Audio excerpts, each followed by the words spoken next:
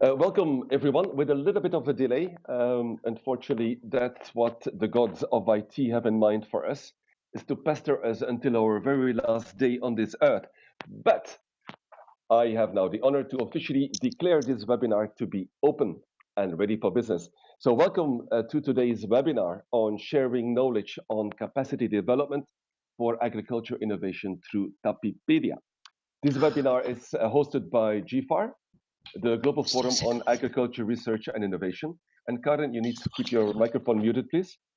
GFAR is an open and voluntary networked organization made up of partners who work together through collective advocacy and collective actions.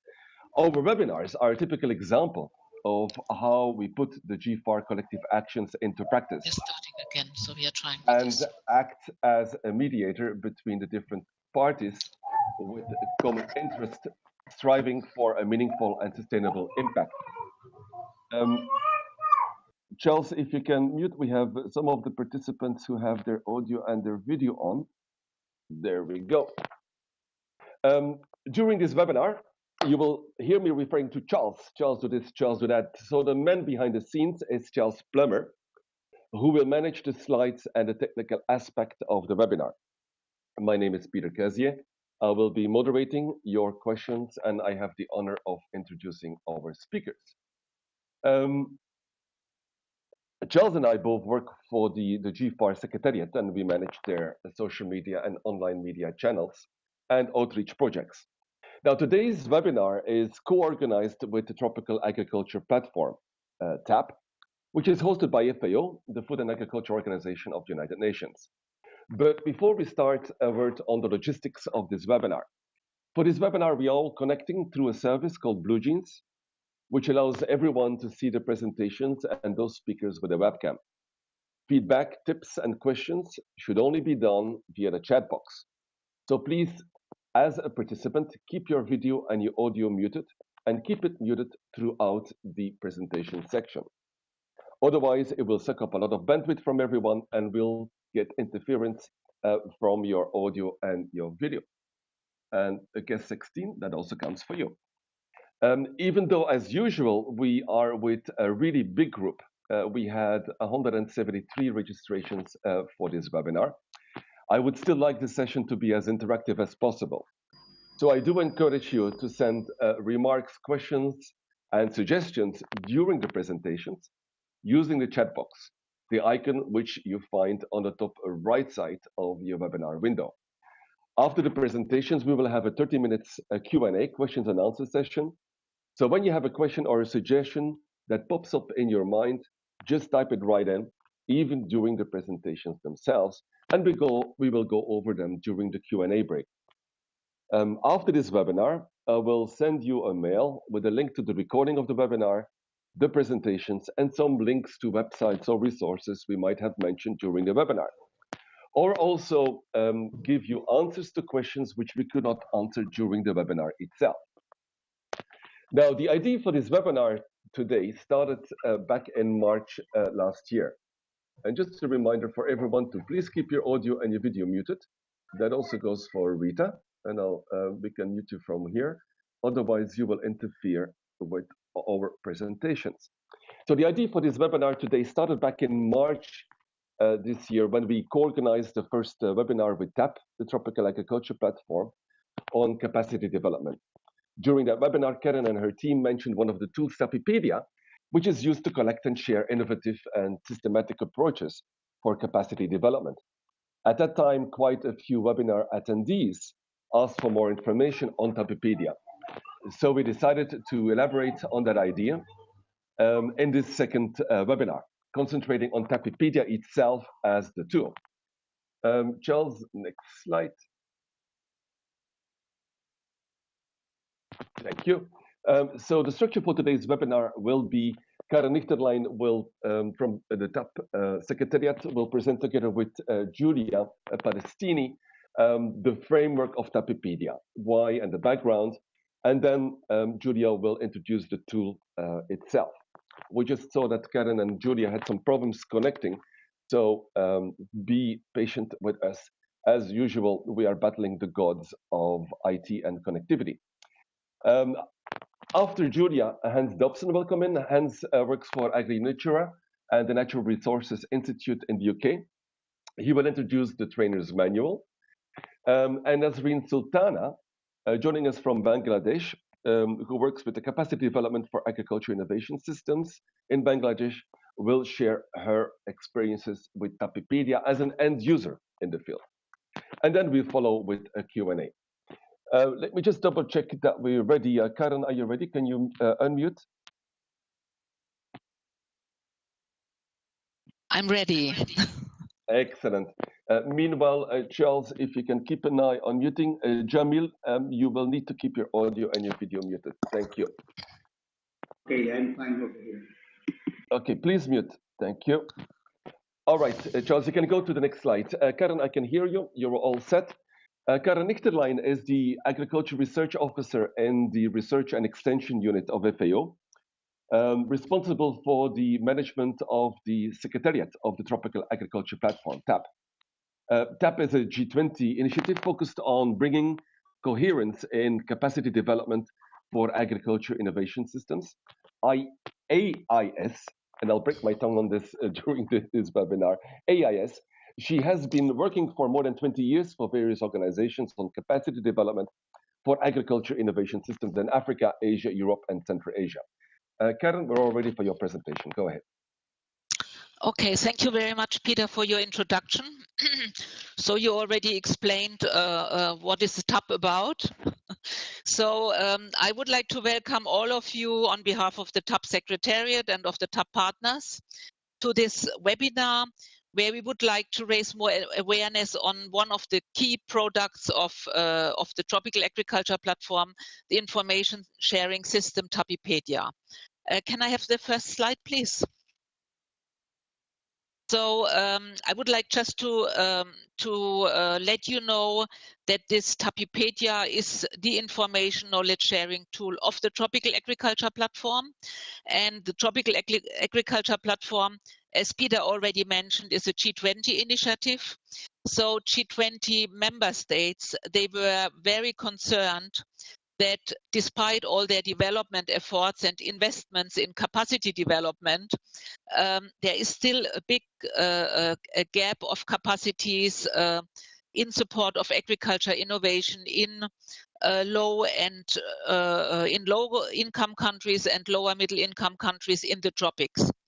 Most, I think all except one of the countries of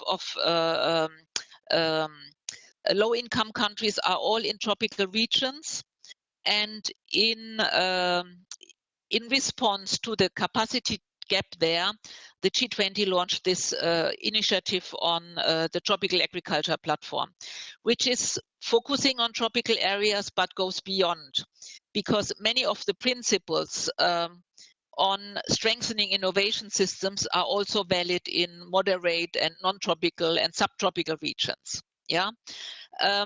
The Tropical Agriculture Platform has more than 40 partners belonging to different groups, development organizations, research organizations, extension organizations, and fora.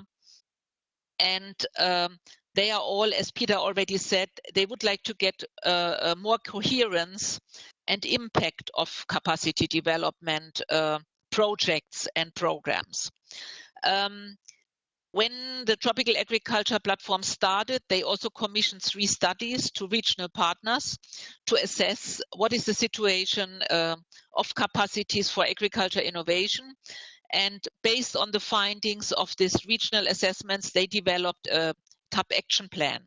And the TAP action plan 2014-17, which has been implemented, one of the cornerstones of this implementation action plan was really the development of a common framework on how to develop agriculture innovation systems.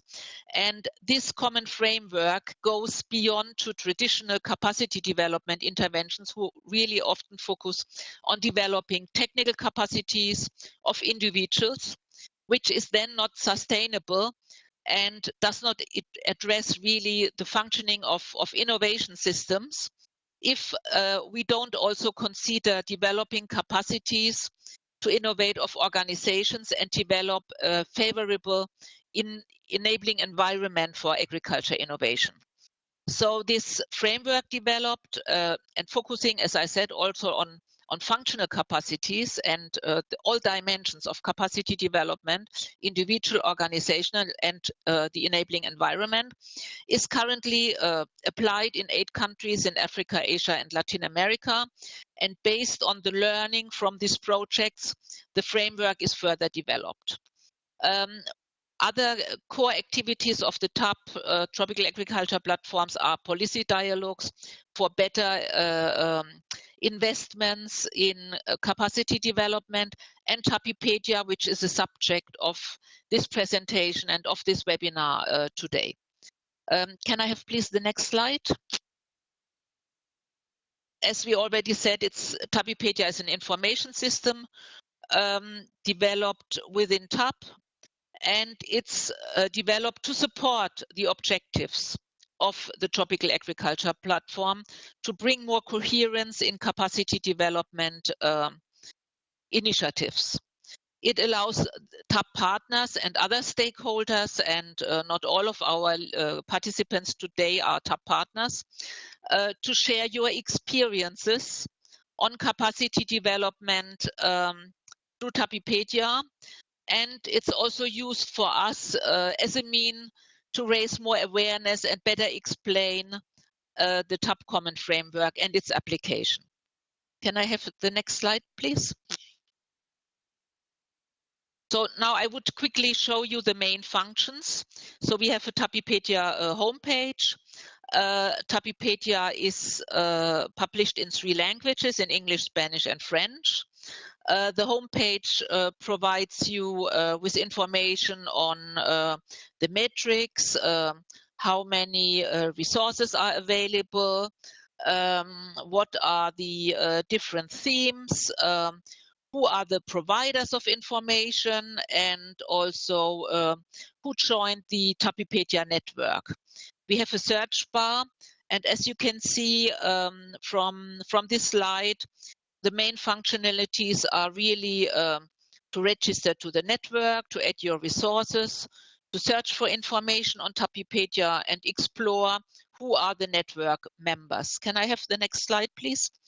As you probably know, you are interested in capacity development for agriculture innovation systems.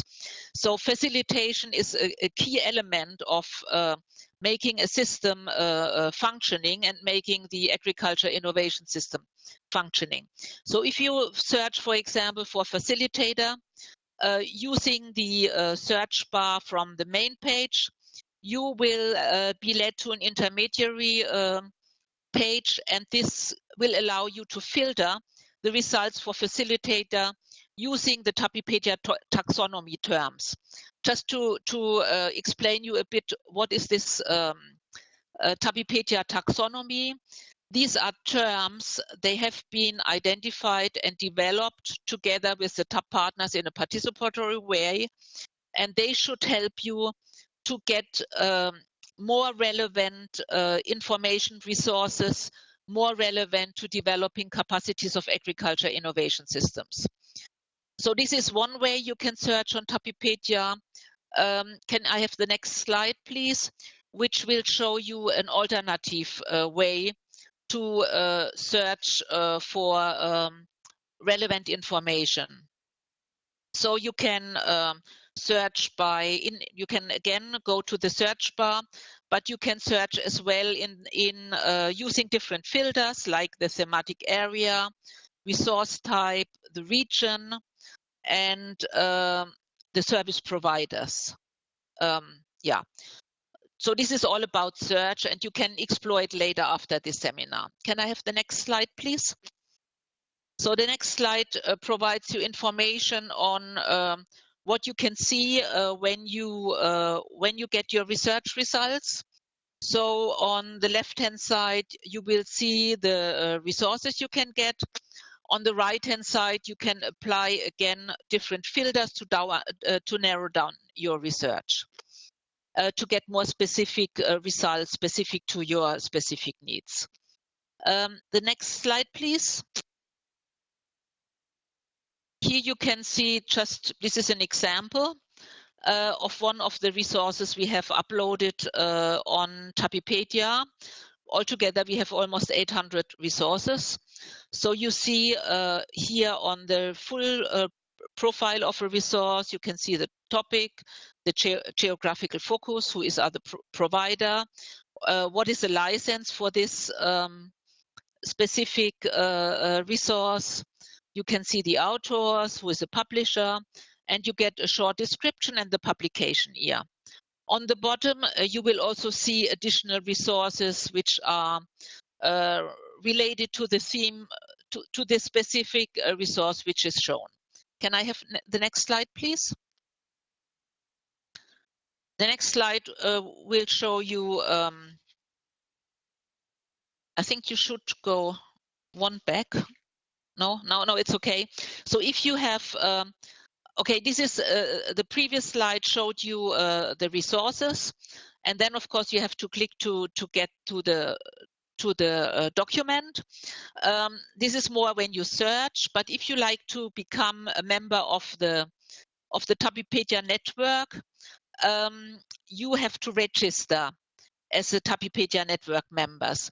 What you can see on this slide is all the network members who have registered as an organization, because you have two possibilities to register, either as an individual member or as an organization. Then your organization will be visible on this TAPipedia network page. If you are only registering as an individual, you will not be shown on this map and on the list of the organizations. Can I have the next slide, please? So this is actually just to give you a very rough introduction on the different functions. And as I said, you can register as a network member, individual or organizational.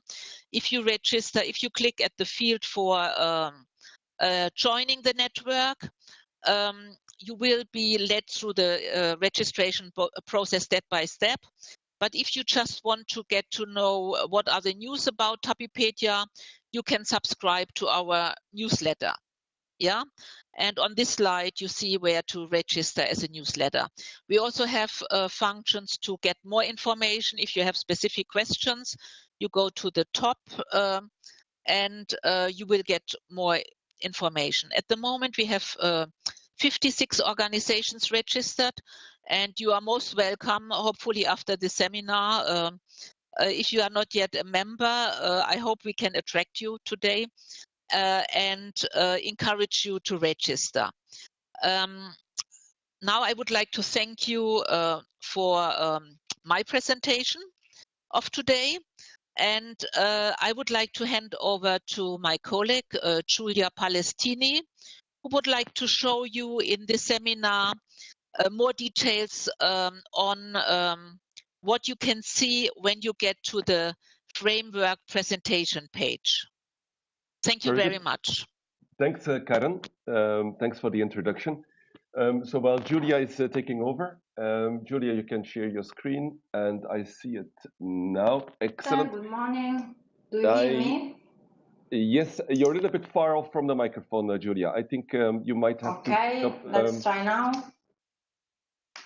Do you hear me? Yes, I do.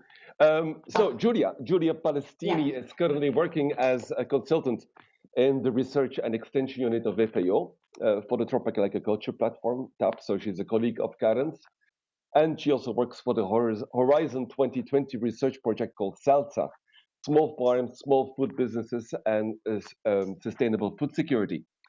She has a background in development and international cooperation, with focus on Middle Eastern countries. She has participated in various research and development cooperation activities in Italy, France, Germany, Lebanon, Turkey, and Palestine. Giulia, we see your screen. We're all ready. Go ahead, please. Okay, thank you. Hi, everyone. I'm going to present the interactive section of the website dedicated to the TAP Common Framework. I'm sharing my screen so you can see we start from the home page of TAPipedia.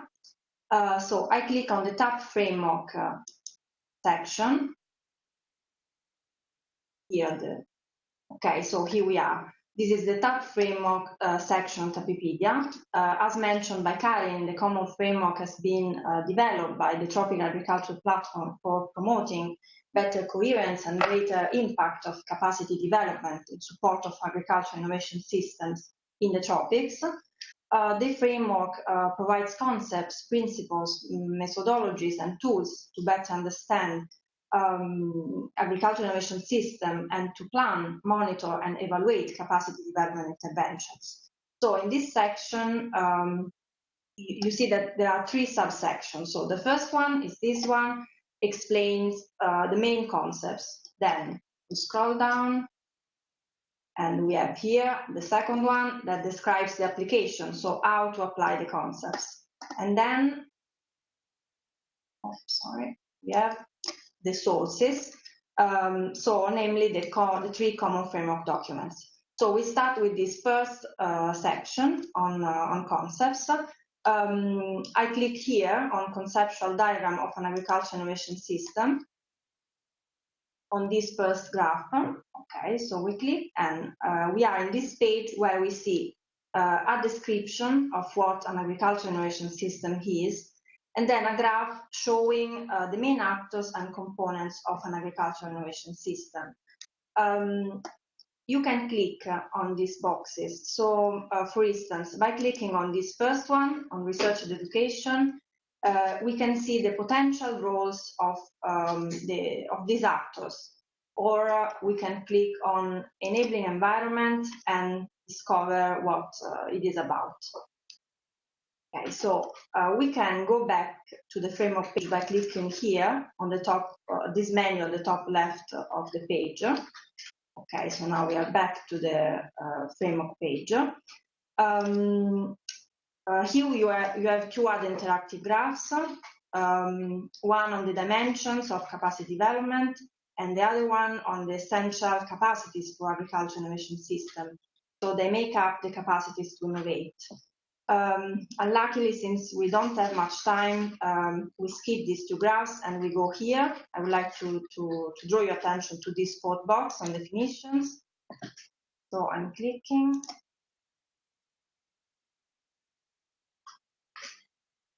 Okay, so here you can see that we have a list of terms and definitions.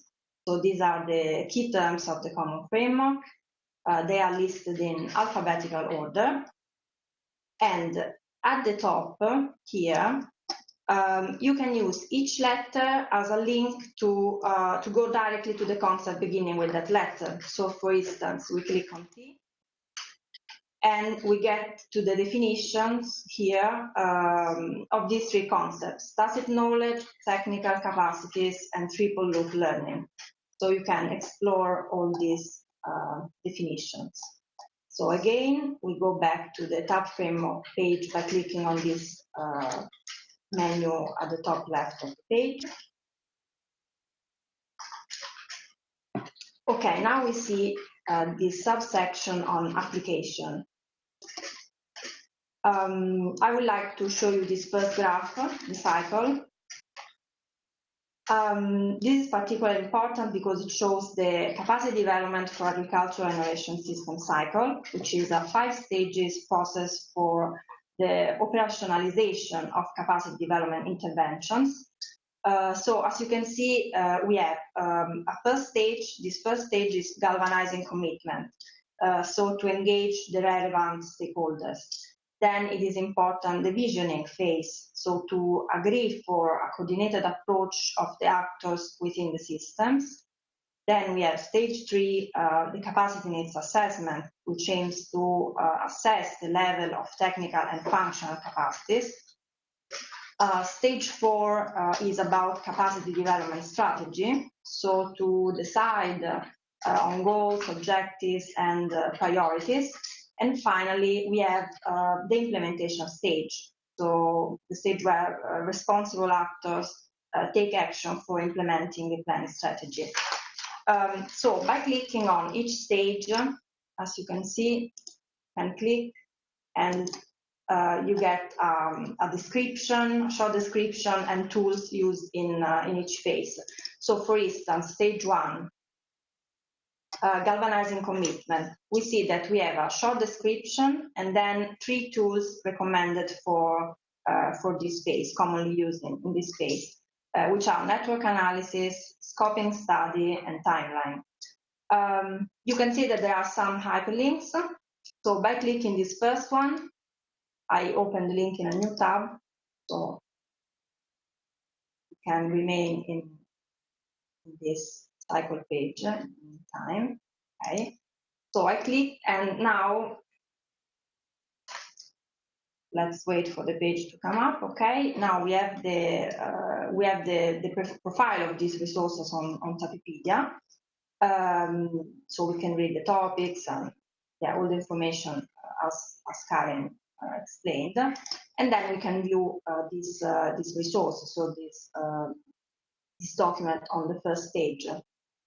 So as you can see here, we have general introduction,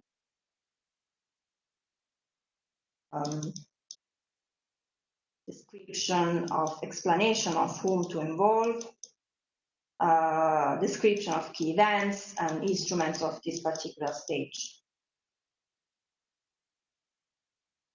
Okay, so we can close this resource. Go back to the cycle. I would like to show you also an example of a network of a tool, so network analysis, for instance. So I'm opening this resource again in another tab. Again, I have the resource profile on TAPipedia. I click the resource. So this is the tool network analysis. The fact sheet contains explanation on the purpose of the tool, and describes the steps on how to conduct a social network analysis, including data analysis and examples. Example from Laos. We can close and go back again to the framework page. Okay, I go back to the framework page, I leave the cycle. But before leaving the cycle, I would like to mention that we have developed an overview document for each of the 5 stages and also related tools, all of them with this the same fact sheet format you have seen. So I've also prepared a slide. So I will leave the TAPipedia website for a moment. I show you, this is the slide.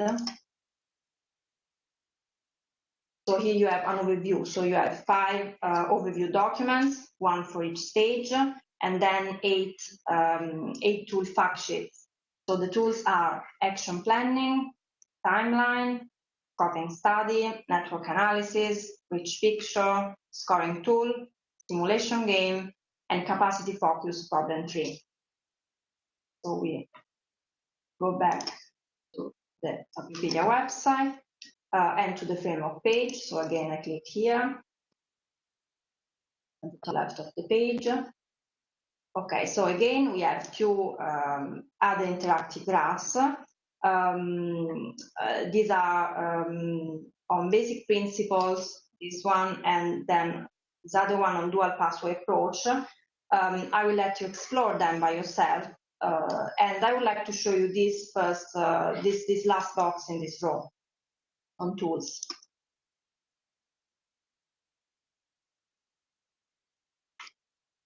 Okay, so in this page, as you can see, we have selected tools here. These are the ones used within the context of the Tropical Agriculture Platform.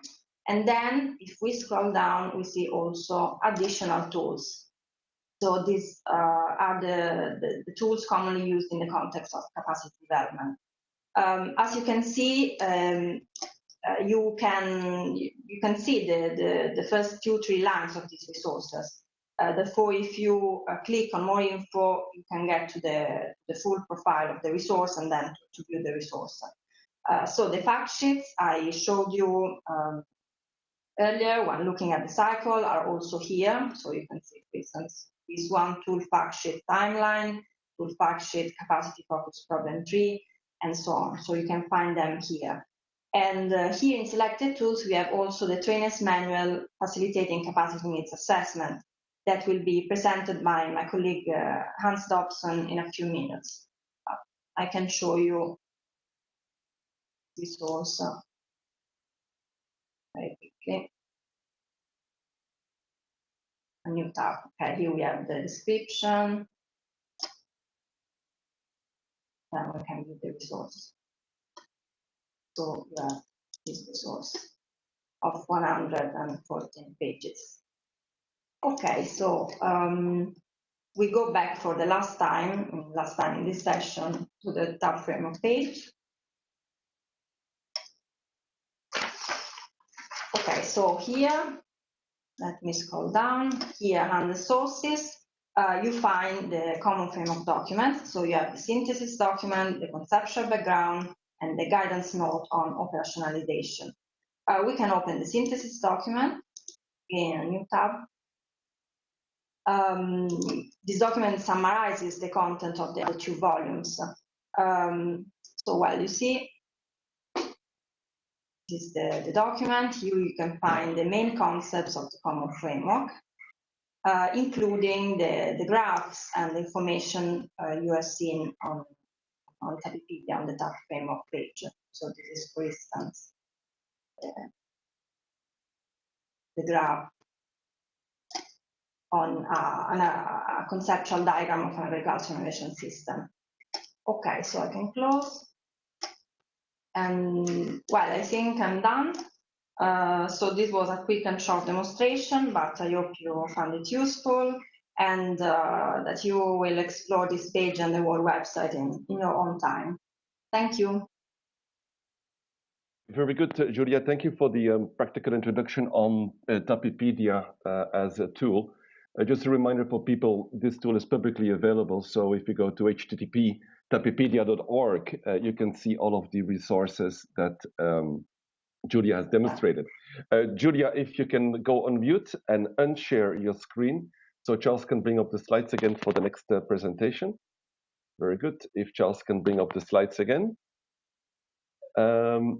Meanwhile, Hans, you can unmute your audio and your video. Hans Dobson is an agriculture development specialist working for the Natural Resources Institute in the UK, part of the University of Greenwich. With 34 years of experience, he has worked in 40 countries across Africa, the Middle East, Asia, and Latin America.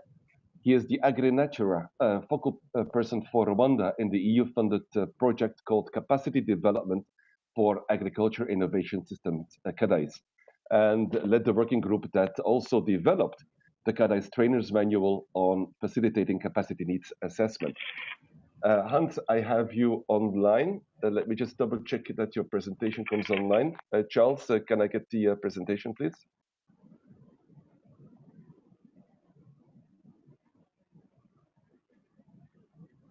Just a second.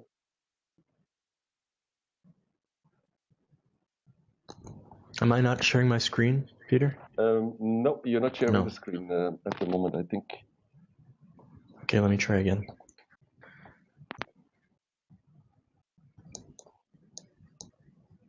Yeah, I think we're on, Charles. Okay. Thanks.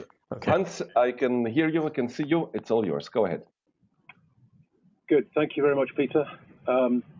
Good morning, everybody, or good afternoon for some. My name's Hans Dobson. I work for Natural Resources Institute in the UK. And it's a pleasure to be here with you today, people from all over the world. And I just wanted to give a little bit more detail on one of the tools that's been developed under the TAP initiative. And that is this trainer's manual, Facilitating Capacity Needs Assessment. Going back just a couple of steps here, to reiterate what Karen was saying earlier, Capacity Development for Agricultural Innovation Systems is a project which is piloting the TAP framework approach in 8 countries. And the sorts of things that are a bit different about this project than other projects revolve around those key aspects of the TAP framework, the working at the individual, the organizational, and then the sort of system or enabling environment level. Also, fully understanding that farmers need technical skills, and those have got to move forward apace to keep pace with the world's food needs. What this project does is focuses more on these soft skills, or the functional capacities as they're known. So rather than teaching a farmer how to prune his fruit tree, this project's all about getting people working better together, how to negotiate with each other, how to communicate better, how to have systems where the voice of every stakeholder is heard in the partnership. So that's what the project's driving at. And in each of the 8 countries, Nazreen will say a little bit more about this, there are 3-4 focus areas, usually geographic areas based around a commodity or a theme, where we're piloting the whole approach, this whole TAP approach. So what we did in the steps leading up in each of the countries, I'm Rwanda, Nazreen is Bangladesh, and then there's six other countries. We did scoping studies, going around looking at the policy and strategy environment for innovation systems. We recruited national innovation facilitators, country project managers, national project coordinators, and then we developed a sort of conceptual framework for implementation, particularly the first step, capacity needs assessment. This is the first major step in the actual implementation approach. And we focused this initial activities at the niche level, as we're calling them, these specific geographic regions or specific value chains in an area. And the aim was to really find out exactly what capacities were preventing the partnerships functioning better in innovating. You know, I like to think of agricultural innovation systems as systems for innovating. It helps me to keep in mind that this is not about delivering inventions to people. This is about helping them to work together to solve their own problems and to take forward their technologies and systems. So systems for innovating is what I keep reminding myself of. So AgriNatura and FAO are implementing together. EC is funding in these 8 countries. So next slide, please.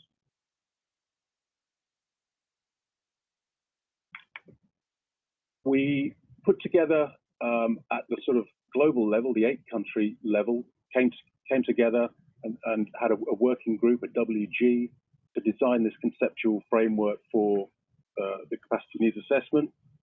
We then knew that we had to have multipliers here, because we've only got 8 country project managers, but we need to train 10, 15 facilitators in each country.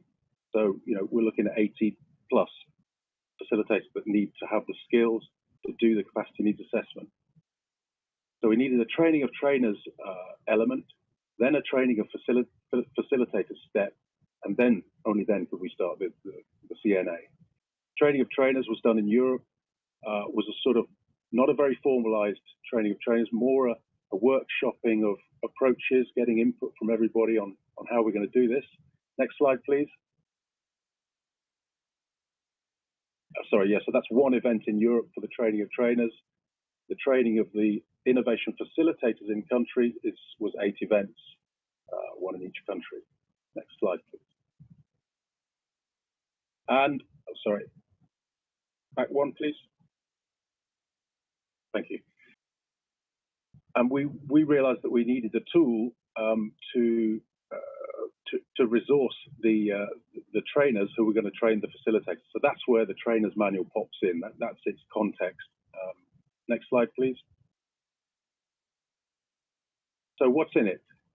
Well, it's a package of tools adapted from the TAP Common Framework documents, those things that Julia was just showing us there. It's a guidance, a resource, and a reference material. If we go back to what Julia was saying about the fact sheets, they say what the tools are. The trainer's manual gives guidance on how to train the use of those tools. So it's a sort of a higher level document in a way, in order to build capacity for people to train others in how to use them. So we also had a suggested 4-day program going through those various tools like timeline, net mapping, other things like future backwards, where you're visioning how you want things to be at some stage in the future, and general facilitation skills. Sorry, excuse me.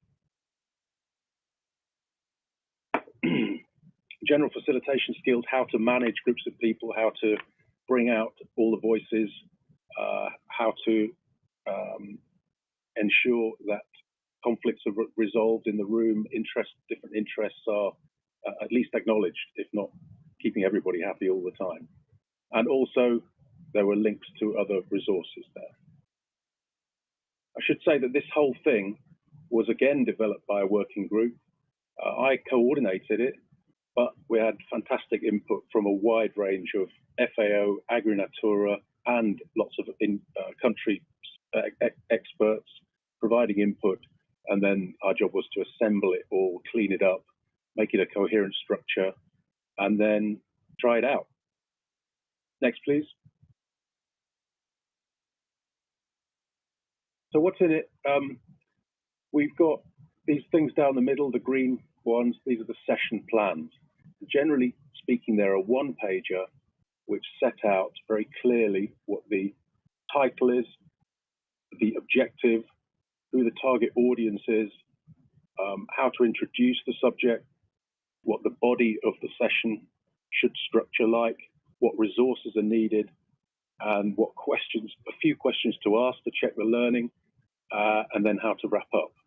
That's sort of one-page summary to keep for a trainer to keep in front of them, to make sure they don't lose themselves in the forest of all the detail.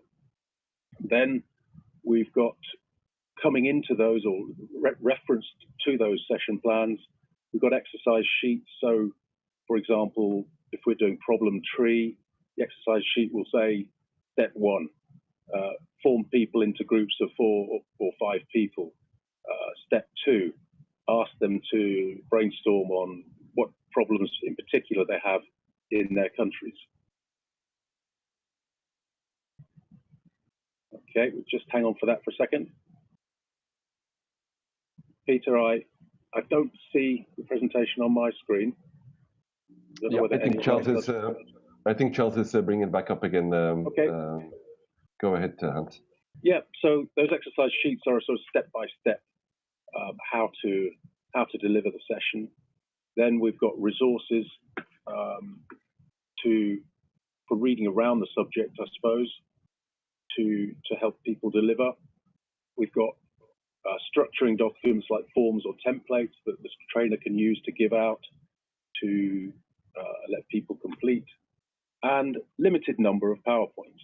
We don't want death by PowerPoint in this training course, but there's unashamedly some presentation of concepts and images that we do use PowerPoint for. And all of those are available for download, as well as the actual PDF documents. Next slide, please.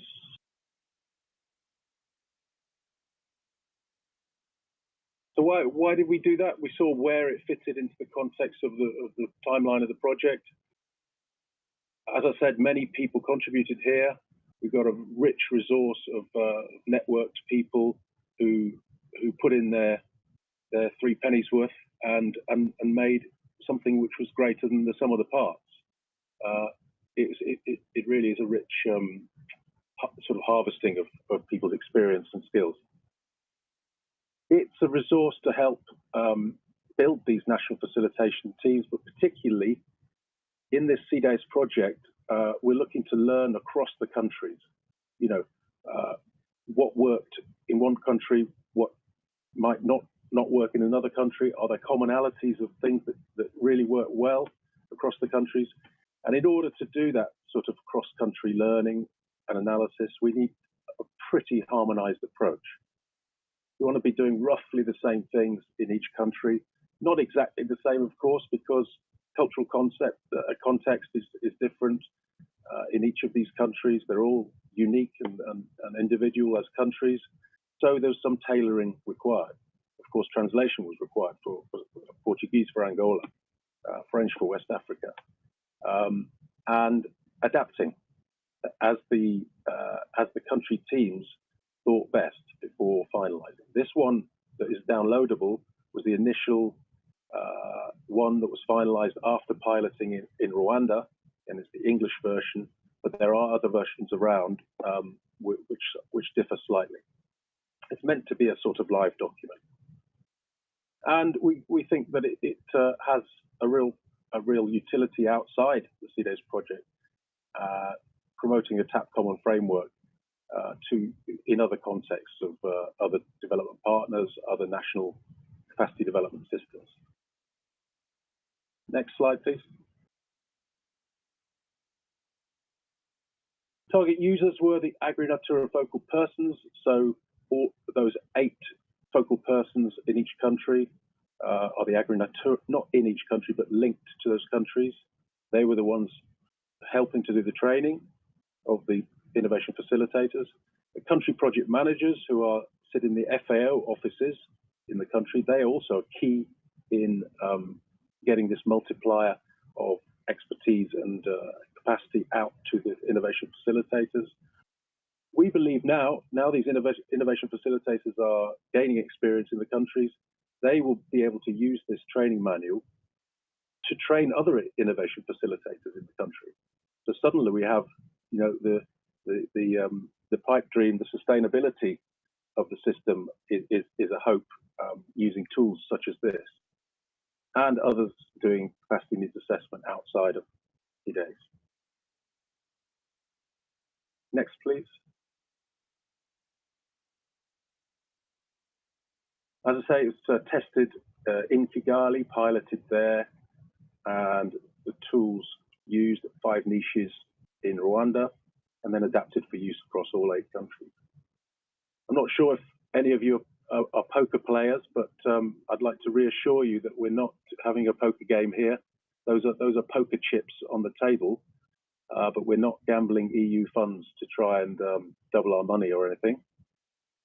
What those poker chips are doing is giving a power relation. So this is photos of the network analysis exercise going on, facilitation exercise, and each of the stakeholders are named on cards and linkages shown between them, and then the number of poker chips on those partners indicates how powerful the participants thought that particular stakeholder is in the network. Power can be a good thing, it can be a bad thing, but there we go. We just asked them to say, how influential are they? Next, please. So to conclude, pooling of experience approaches methods internationally, country level tailoring and translating. Not all situations are the same, of course. We understood also that owning it and using it, this trainer's manual, does require rehearsal. However much you say, do this, do that, do the other, it's not until you've done it that you really understand it. So it does need some diffusion into the pool of expertise in the country in order to use it properly. As I said, national facilitators can use it to train others, so we multiply up the number of facilitators, capable facilitators in the country. Repurposing is possible, and we've also got plans to do other training manuals. So this training manual only applies to the niche level, the field level. What about the organizational level? How are we going to do capacity needs assessment, which we're just starting at the organizational level? And then, of course, the actual capacity development, which Karen came on to, is the real meat here, isn't it? We're doing all the preamble now, but we've really got to get round to doing the capacity development in innovative ways. Hang on a sec, sorry. And so at the moment, the National Innovation Facilitators are preparing suites of modules for capacity development, addressing everything that was learned about the stakeholders' capacity needs at the niche level, articulated by them, facilitated by us. Now we plan the actual delivery of the capacity development. I believe that's all. Is there one more slide? Yeah, very important. You can get that trainer's manual at the TAPipedia site, of course, just shown by Julia, but also on the CDACE.net project site and on the AgriNatura site as well. Downloadable PDFs, but also the PowerPoints too. So with that, I'd like to thank you very much for your time. I hope you'll go and have a click on it and have a drift through it so you get the feeling of the content. See if there's something useful for you there. Bits can be picked out and used, or the whole thing can be used. It's flexible tool. Very good. Thanks. Thank you very much. Thank you, Hans. We've seen now from Karen the framework of TAPipedia. Julia showed us the actual TAPipedia tool. Hans introduced the trainers and the trainer of trainers process and the end product, the manual. But now let's go to let's say an end user. Nazreen, you can unmute your audio and your video. You're up next. Nazreen Sultana is the country project manager of capacity development for agriculture innovation systems. And I see her popping up. Very, very good. She is working with CADICE in Bangladesh. The initiative CADICE is jointly implemented by FAO and AgriNatura to support the TAP action plan.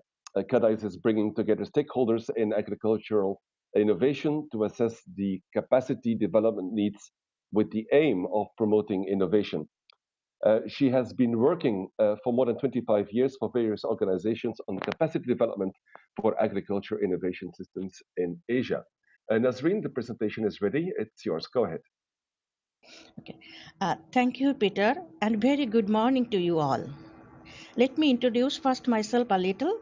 I'm Nazreen Sultana, working with FAO Bangladesh as the country project manager of CDACE project, and I am pleased to contribute to the webinar on sharing first experience on TAPipedia with national stakeholders as end user. I have diversified experiences in agriculture.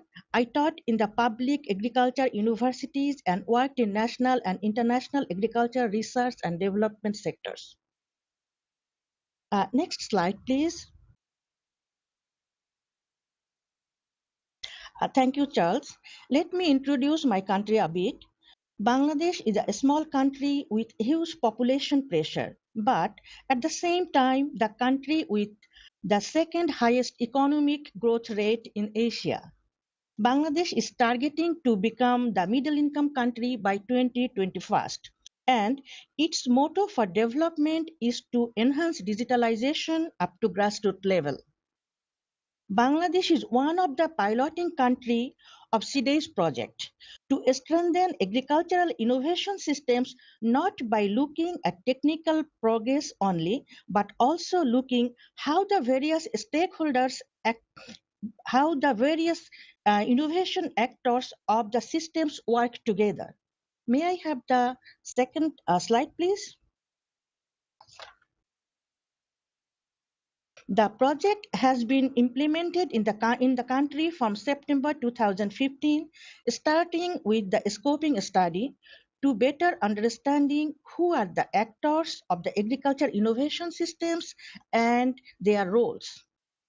During the scoping study, it was observed that there is huge potential in agriculture innovation through a large number of agriculture research and extension organizations, universities, NGOs, and even in the farmers level. Farmers are also producing new knowledge and products. However, actual benefit from this innovation is limited due to lack of proper coordination and coherence in this sector. In Bangladesh, capacity development in agriculture is commonly understood as enhancing technical capacity of individuals, while very little emphasis is given to enhancing the functional capacities such as sorry, mobilization, facilitation, negotiation, networking, and partnership building. The key capacities to bring new knowledge into economic and social use by farmers and agribusiness. Moreover, system thinking is somewhat limited in many institutions. The specific objectives of CDA's project is, may I have, okay, yeah, thank you. Objective is to develop a national vision for strengthening the agricultural innovation systems, to strengthen a national platform for agricultural innovation, and to develop an action plan based on capacity need assessment and support the implementation of the plan. Our focus is to develop innovation capacities, mostly functional capacities, also known as soft skill, of the following commodity-based innovation niches in specific districts of the country, but with potential upscaling. Next slide, please. Okay. The niches were identified after intensive consultation with stakeholders during the inception workshop and subsequently approval by the National Project Steering Committee. In the process of capacity development, we assess the actual capacity need of the niche partners using several tools such as timeline analysis, problem and solution tree, net map, semi-structured questionnaire, visioning, and action plan. Prior to the capacity need assessment, we trained 17 young qualified professionals as national innovation facilitators for facilitating capacity need assessment process. Just a few minutes ago, Hans Dobson presented the training manual used for training for facilitation across the 8 countries. Results of the capacity need assessment were validated with stakeholders at niche and national level. To broker effective partnership for enhancing innovation capacity of agricultural stakeholders, the CDA's project organized a marketplace event on 13 September 2017 here in Bangladesh. At this marketplace, niche partners presented their need for capacity development, and the development partners, government service providers, NGOs, and private sectors who are working in capacity development aspects were invited to present their capacity development activities as supply side. Here, capacity development was the marketable product. May I have the next slide, please? Thank you, Charles. During marketplace event, TAPipedia was first time introduced to the stakeholders of agriculture innovation systems in Bangladesh, where we also assessed their interest to use the system to share their own experiences in developing innovation capacities or learn from others. A spontaneous response was observed and 31 organizations and individuals expressed their interest. Later on, representatives of several organizations contacted me on several aspects of TAPipedia, like how to register, is there any fees involved, how to upload documents, etc. I am very pleased to inform that there are about 20 documents already uploaded by Swiss Contact Catalyst, and some more are on process. May I have the next slide, please? Okay. When asking the experience on TAPipedia, Nadia Iqbal, a communication and knowledge management practitioner of Catalyst, expressed her satisfaction by replying that it brought her into great satisfaction to have Catalyst resources open for wider audience. She also added that she believed that TAPipedia can be good source of knowledge bank for the development practitioners.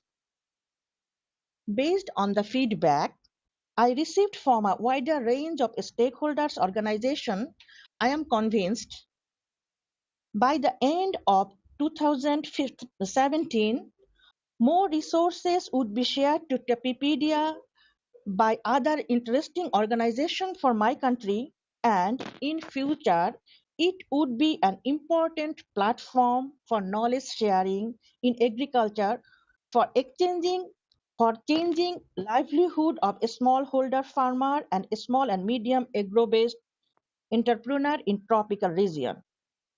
I wish TAPipedia great success. Thank you all. Very good, Nazreen. Thank you very much. If you can go on audio and video mute.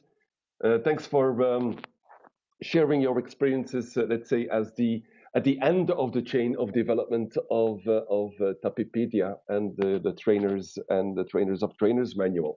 We have quite a few questions coming in, which we'll pitch to each of the different presenters. Karen and Julia, yours is first. If you could please unmute. A repeated question, Karen and Julia, is, and they came in from John, from Dr. Kajal, from Richard, is to how can my organization or institute join or partner up with the Tropical Agriculture Platform? Go ahead, Karen. Okay, can you hear me? You're a bit far away from the microphone, it seems. Can you hear me better? Nope. Somebody has the microphone in their hand, but I can't hear you well. Can you hear me better now? Yes, I can. Okay, thanks. So I understand that participants wish to find out how to join TAPipedia, not how to join the Tropical Agriculture Platform, not TAPipedia. Yeah. Because I had mentioned in the presentation how to join TAPipedia as a network member, and you just go to the website. How to join the Tropical Agriculture Platform. This is defined in the TAP Charter.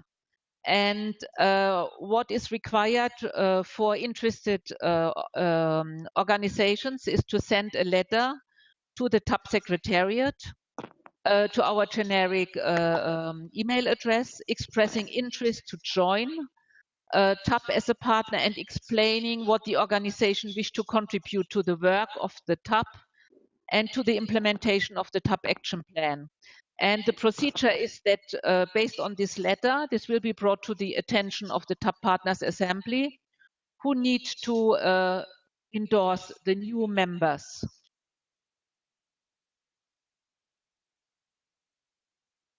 Yep.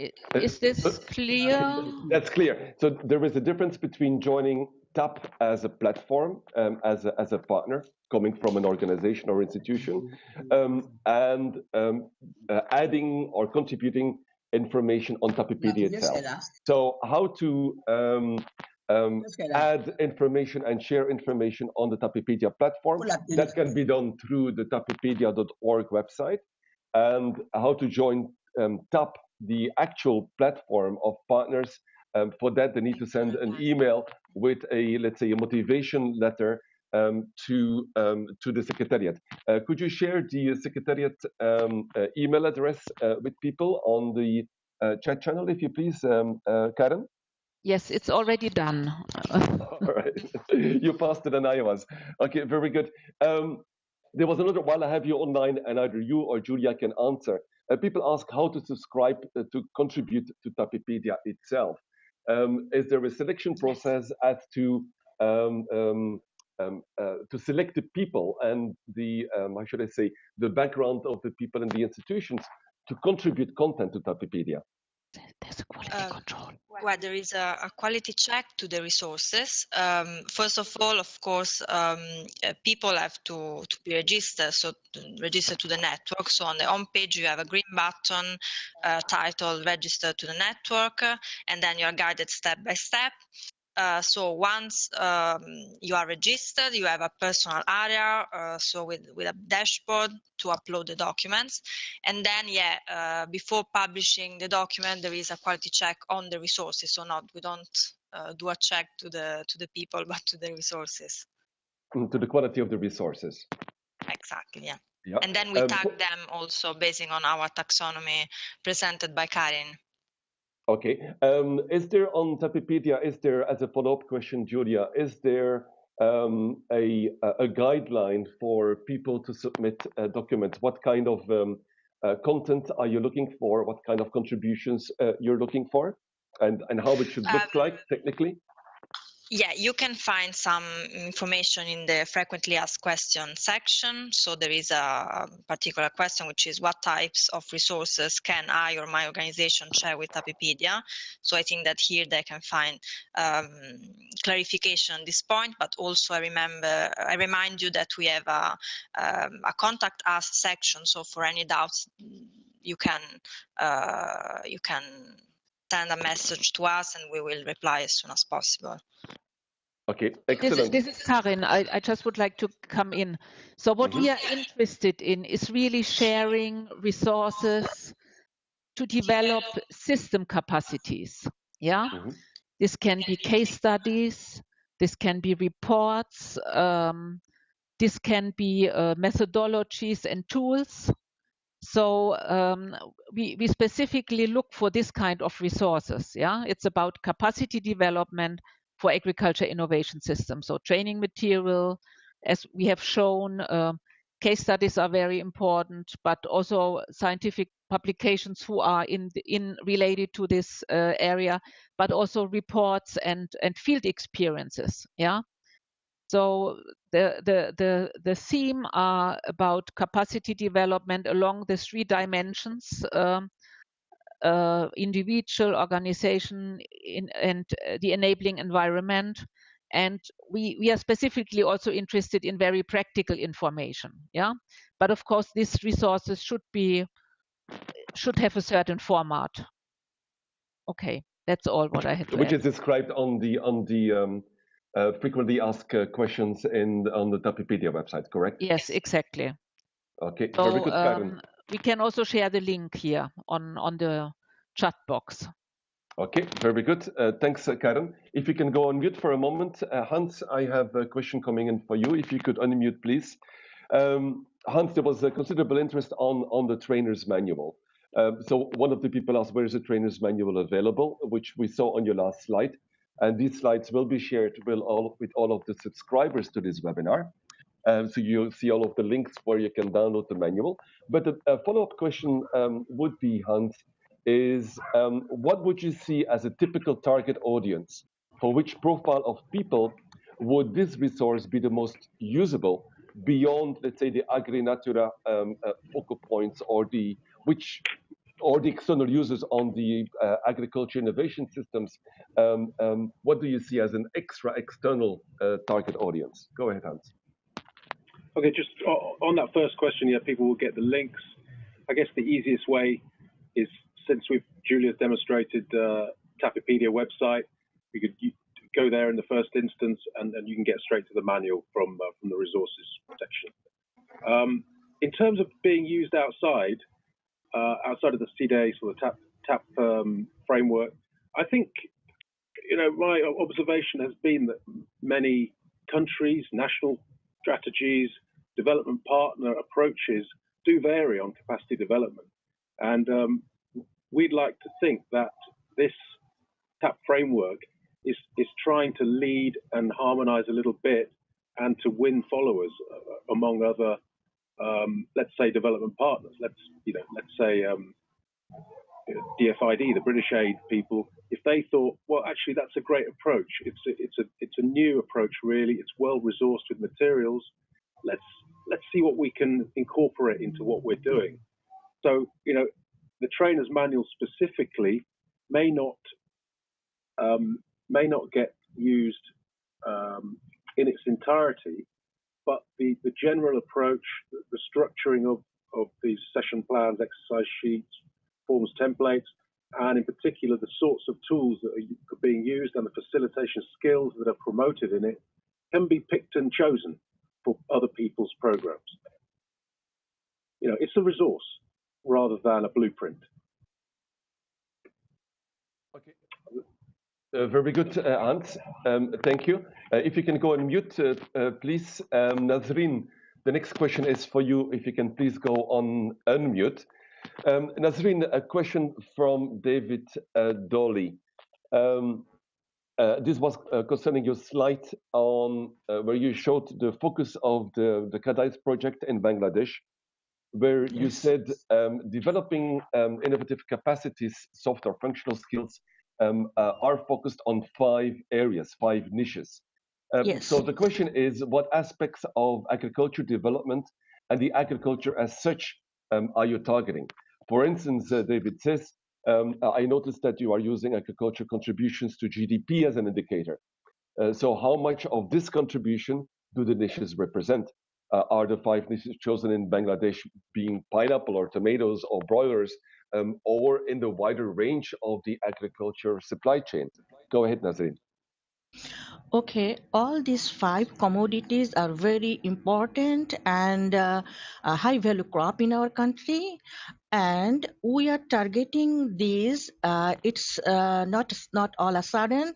It was a very intensive consultation with 87 stakeholders in our country. Then we prioritize these all the recommendation from the stakeholders against the specific criteria, and then these 5 were finally recommended by the steering committee. And then why we are selecting these and how it could contribute to our GDP or something like that. Our now the production level is more or less is a standard level, or we can say that is a good level. But the thing is, lack of value chain, lack of coordination among the stakeholders of the value chain members.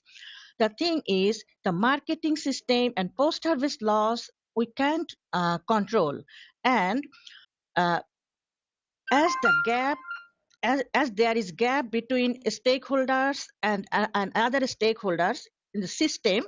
So if we could, during the need assessment, we identified gaps among the stakeholders. So through the training intervention, if we could develop their capacity how to work together, how to collaborate, how to help each other, then we believe that they could work by themselves and they could help their problem themselves. And by this way, these commodities will flourish, and it became agro-based entrepreneur, which is right now is the subsistence agriculture, only the farm-based now, but we are targeting to make them market-oriented agriculture. Thank you. So the basic answer would be that the crops and the area that you want to work on was developed in a consultative process, Nazreen. How did you organize this? Was this with representatives from farmers' organization, from producers' organizations? Could you expand a little bit on this? Okay, so it was our second activities that after the scoping studies. It was in 2015. So we accumulated, we gathered like 87 stakeholders, including farmers' organization, grassroots individual farmers, private sector, and small business, then research, extension, government, development sector, And what's more, I forget. So we try to accumulate as many participants, as many stakeholders as we can, and it was 2 days workshop. And during that workshop, we requested stakeholders to propose names what they want to see to work with CDA's project. So we got 31 niches, recommended niches from the stakeholders. Then for making it narrow down, then we gave them criteria, fixed criteria. In the criteria, there was like countries, priority area, interest, and multi-stakeholder involvement. Like this point, I forget, I can't remember all the points. So against these points, the stakeholders themselves, how can I say, prioritize the niches. And among the top 10 niches, we selected that 10 niches, and among that 10 niches, depending on other criteria, we placed them to our tag task force. We have one technical advisory committee for this project, and another technical tag task force, technical advisory group task force. So we presented all these 10 in a meeting with the task force, and then with their recommendation, we placed this to the steering committee. In the steering committee, all the secretaries of agriculture, then fisheries and livestock, and then DGs of BRI, department DAE, I forget all, but there was most of the head of the agriculture sectors in the member of the steering committee.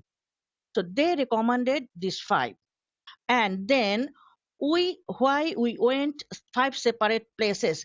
Because again, for this selection of the geographical location, we consulted with our tag members, and with their recommendation, we went for 5 separate places. Like for summer tomato, we went one of the northern side is GFAR, is one famous upojela for summer tomato production is the Bagharpara. For pineapple, we went the Bandarban. It's a famous pineapple growing area. Mango is the northern side.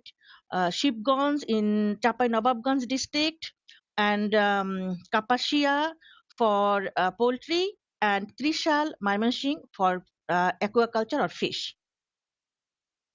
Yeah, so Thank it you. looks like quite an extensive process, Nazreen. Thank you. Yes. If we can go on mute for just a moment, because I'm pitching it back to Karen and Julia. Karen and Julia, Nazreen explained part of the process of implementing, let's say, the CADICE project in one of the 8 countries. So the question came in from David and several other people in the audience is, the 8 countries now being part of CADICE FAO project. I read Angola, Bangladesh, Burkina Faso, Ethiopia, Guatemala, Honduras, Laos, PR, and Rwanda. What are the plans to further expand this and take into account some of the lessons learned? Because it looks like quite an elaborate process. Go ahead, Karen. And you're muted. Okay, can you hear me? Yes, I can. Okay, great. I mean, it depends on the interest of the countries, okay? So if countries are interested to do a CDICE like a project, they can ask for it. At the moment, for example, we are working with 2 donors who would like to support a CDICE type project, supporting 4 more countries. So what is important is really to get a government request, because I mean the framework can be used by each of the countries, okay? and they can look for their own funding and sources to apply it. Yeah, so everybody can use it. The CDICE project is restricted because it's already in the third year of implementation. However, if countries are interested to have projects to develop their capacities for innovation, they can do. They can find a development organization or a donor to support them to develop these projects and implement them. So the framework is not only, what we are doing is not only applicable in the tropical areas. We said this is just, there was a focus because most of the low-income countries are based on the tropics, but the principles we apply are principles that they can be applied in all areas, including Mongolia. There was a specific question. Yes, yeah? Exactly. Now, what would be the driver to choose countries where CADICE project could be implemented? Is it donor driven? Do we advise to donors which countries would be the most suitable and where we would have the most impact? What would be the process that you follow?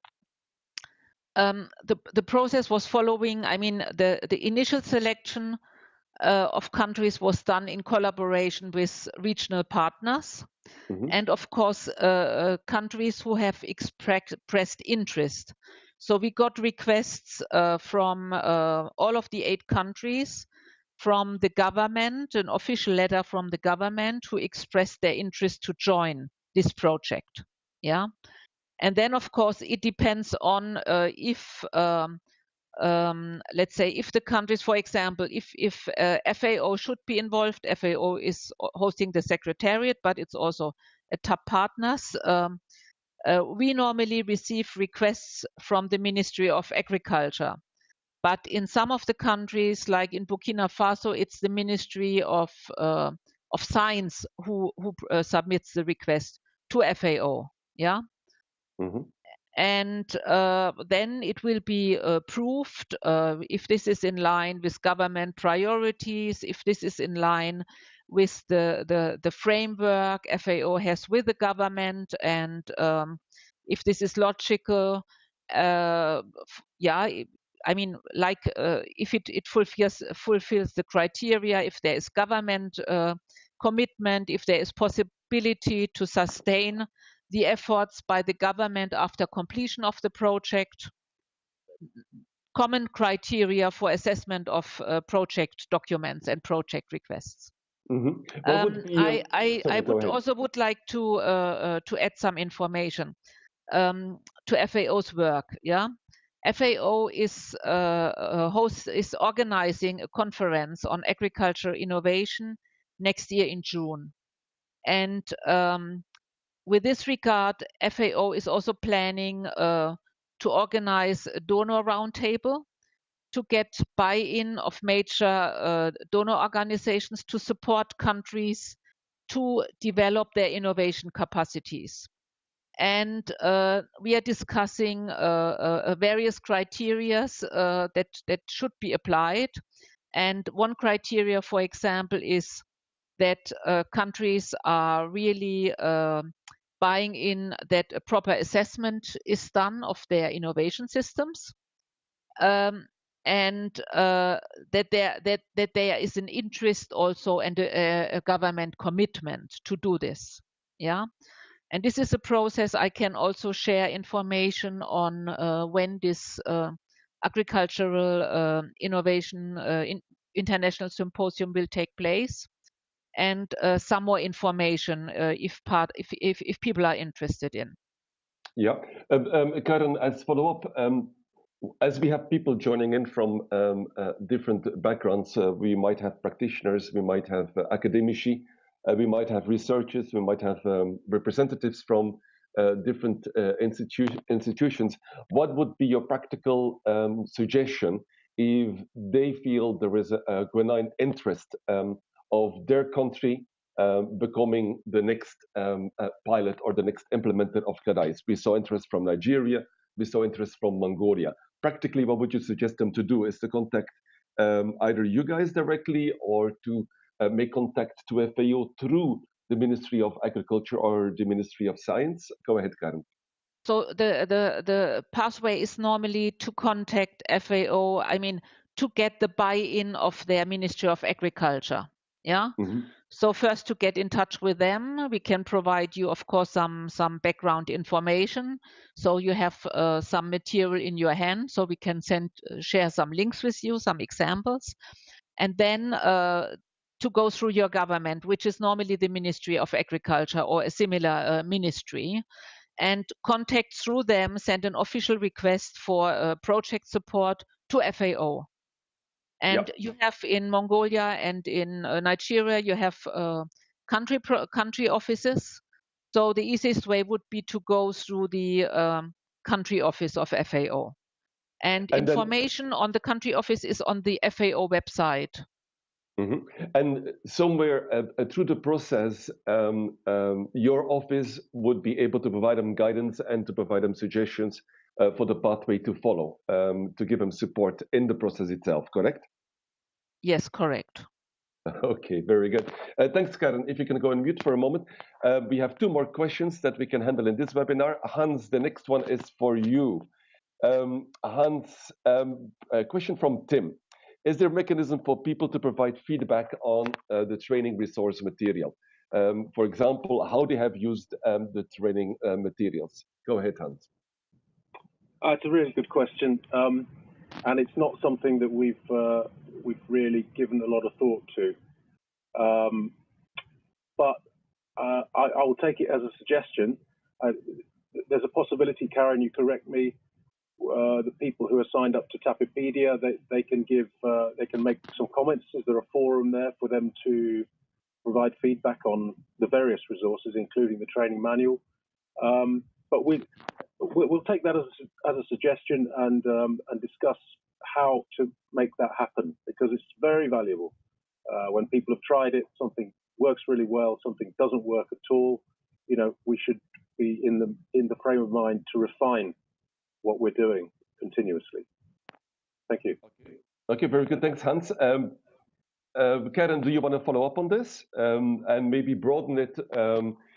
Let's say not only feedback on the training resource material, but on generally the resource materials on TAPipedia. How do you collect feedback on the usefulness and how these resource materials have been used, Karen? At the moment, we do not have a function to provide direct feedback on the resources. At the moment, we don't have this. Yeah. What is in planning, it also depends on availability of resources, is when we show this interactive version of the framework. So we have the tools and also to provide a box so that people can leave a comment on the tools. At the moment, we have only a generic email on TAPipedia, which they can use to provide feedback and ask questions, but it's not, let's say, linked to the tools. Mm-hmm. Yeah? Yeah, okay, very good. Thanks, Karen. If you could go on mute for just a moment, I have a last question that I would like to pitch to Nazreen. Nazreen, if you could unmute, please. Nazreen, this was a question coming in from Aritona. Let me see if I have Nazreen in there. I can hear you, I think. Nazreen, are you there? Yes, please. Yes, she is. Give me the question. Nazreen, the question is, in the process of your needs assessment and implementation, Yes. how did you ensure that there was a gender balance and that there was appropriate representation from women and youth in the process of implementing agriculture innovation platforms? You as a person on the ground, how did you do that? Okay, so it was really a big challenge for me, like for the innovation facilitator selection process. I personally contacted most of the institutions like Department of Agriculture Extension. It's a big extension service in the government in Bangladesh. So I wrote a letter to the Director General to nominate to nominate some young and explain the objective of our project and what we want to do like this. And we requested for the especially females. And so like more like all the institutes, I not me, my FAO representative and NPC, National Project Coordinator, wrote the letter for their interest. And by this way, we manage the niche National Innovation Facilitators. There was like 50-50. But for the niche representatives, that was really difficult because in farmer level, like a root level in Bangladesh, females are not that much involved in agriculture openly, though they are working a lot of agriculture, but it's not recognized and it's not like open contribution. So for that, I employed Upazila level agriculture or livestock officers and their root level officers to find, to collect the promising, the female who could contribute, who already involved in agriculture, who has the potential to contribute in agriculture, but her contribution is not recognized.